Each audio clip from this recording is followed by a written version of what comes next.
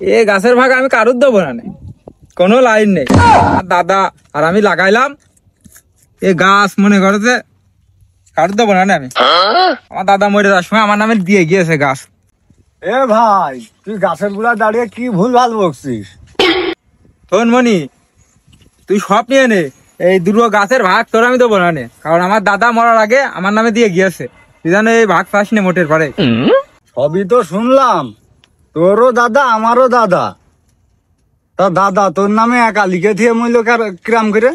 তোমার দাদা হলে হবে না, আমি আর আমার দাদা লাগাইলাম, আর তুমি সখন ছোট ছিলে, আমি দেবো না তোমার। খালি হেড়া গামজাম করছিস নে, তুই যা করছিস তাই শুনছি। তুই বড় মানুষ বড় ডানে, আমি ছোট মানুষ ছোট ডানি। না না, কোনো লাইন নেই, দেবো না আমি একটাও। তুই রাগ বাগ করিস না, আমি একটাও দেবো না, তুই অন্য নিস না। তাহলে আমি তোর সাথে হেড়া করছি নে, তুই বড় ভাই মানুষ, গ্রামবাসীর কাছে বিচার চাবো, দেখি গ্রামবাসী কি বিচার দেয়। ওরে তুই যা যা, তুই বিচার যার কাছে দিবি দিকে, আমি গাছ তো দেবো না। চেয়ারম্যান সাহেব, আসসালামু আলাইকুম ভাই। সালাম। আপনারই খুঁজছিলাম, তা আপনি এমনি যাচ্ছেন, দেখা হয়ে গেল, যাক ভালো হইলো। আচ্ছা, যাই হোক, আমার কিছু কথা ছিল ভাই। আমার ওই বড় ভাই মাঠে 2 তাল গাছ আছে, তা দাদা নাকি ওর নামে লিখে দিয়ে গিয়েছে। আমার ভাই মাথায় ধরছে না, দাদা কি ওর একা? এই বিচারটা আপনি করে দেন ভাই। আচ্ছা, সবই তো শুনলাম। তো চলো যে দেখি তোমার ভাই কিরাম তোমার তাল গাছের ভাগ দিচ্ছে না। ঠিক আছে, চলো। তো চলেন কিন্তু ভাই। এই যে ভাই এখানে এই যে কি করছে, গাছ সাফ করছে, এই যে আমার ভাই, এই যে। এ বাবু, এদিকে এসো। দাদা তো দুইজনেরই দাদা, বুঝেছো? এসো, বিচার চেয়েছে, বিচার করতে হবে। এসো। তুমি যা বিচার করো, আমি গাছ দেবো না। আচ্ছা বাবু, বড় হয় মানুষ, তুমি ঠিক করে দিবা না। এসো বাবু, শোনো, দুনিয়ার মধ্যে বেশি দিন মানুষ বাঁচে না, বুঝেছো?